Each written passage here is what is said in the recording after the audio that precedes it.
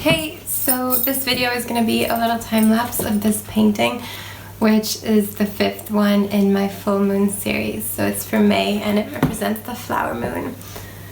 I made it with wild thorn watercolors, which is all I've been using since I got them. So one of the first questions people ask if you say I draw or I make art or any kind of creative endeavor is they say, can you do that full time and support yourself?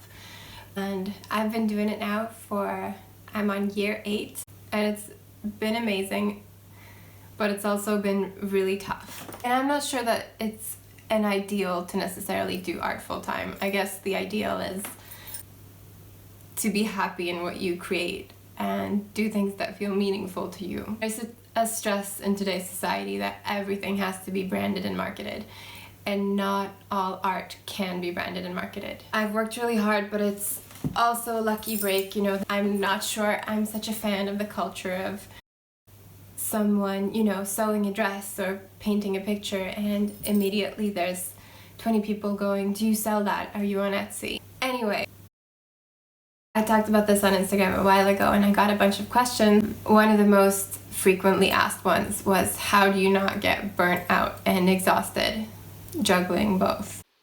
And unfortunately, there's no good answer. It is really hard, and I struggled a lot, whether it was a part-time job or a full-time job that I was doing. But it's not just about the hours, it's also about how you feel when you get home from work and how much of it follows you and how much energy it takes. Even if you spend a lot of hours in a workplace, it can still leave you feeling energetic at the end of the day if it's like a place that nourishes your soul and there isn't a lot of drama. All my workplaces, there's only been one like that though, and I think in most working environments it's going to be more difficult and take a lot of energy even if you're not working a lot of hours. So it's a fine balance thing, and it's really hard because art doesn't just take hours out of your life, it also takes energy and creativity and ideas and motivation, and not every workplace will leave you with those intact. I read a lot of fantasy books as a kid, and there's an element of all that stuff of trial by fire. Like, you're supposed to fight for what you believe in, and if you're not willing to do that, you're probably not going to be an artist full time anyway. You're supposed to have trials and tribulations, and remembering that while you're going through them, especially if you're young and starting out, I feel like it can really help. Like, of course, sometimes I just felt dejected and like everything was unfair and everybody was against me, but other times I had like a fighting spirit about it, and I think that's what got me through. Having a day job, you need to have that plan and that dream for how you're going to get out and truly visualize it and also take practical steps towards it. I think that helps with the burnout aspect of the whole thing. Just in terms of being able to work at a job that's more friendly and low-key and maybe part-time, it's really important to be practical and cut as many expenses as possible. But then there's a balance in that too. Like, I don't think I would want this lifestyle if I could never buy a friend a drink or a pizza or never go anywhere. I feel like it's been good for me to struggle through that, and it was good for me to almost get depressed and almost suffer that burnout because it does strengthen you.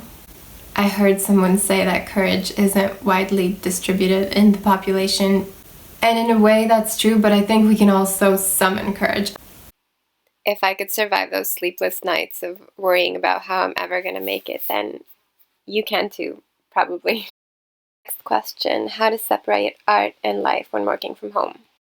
I had a studio space when I lived in the city. If that's not a thing, then maybe you can have a desk in your apartment which is designated as an art space, and if not that, then maybe a box. That's a great life tip in general, I think, and one that I've tried to live by is have some small space wherever you live dedicated to the sacred. Another part of this juggling aspects of life is friendships and social life. I've definitely lost a lot of friends because I wasn't available, and I've kept the ones that were okay with me not always being available. And there are a lot of people who say that they support you and even that they are the same, and then when push comes to shove, they don't. So that can be really tough, and that's to be expected. Anyway, next question, how to stay energetic? There are ways to learn to work even though you're not feeling energetic and you're not feeling it. There are ways of sitting down and sort of starting slowly and pampering yourself with a bit of tea or coffee or candy or whatever your poison is and trying to get it done anyway. And then there's the old good stuff like meditation and exercise and taking care of your body, which you probably need to do because you will be putting it under strain if this is something that you're serious about. Part of having a day job and doing art is dealing with the anxiety of juggling them both, and part of doing art full-time is dealing with the anxiety of how unpredictable it is.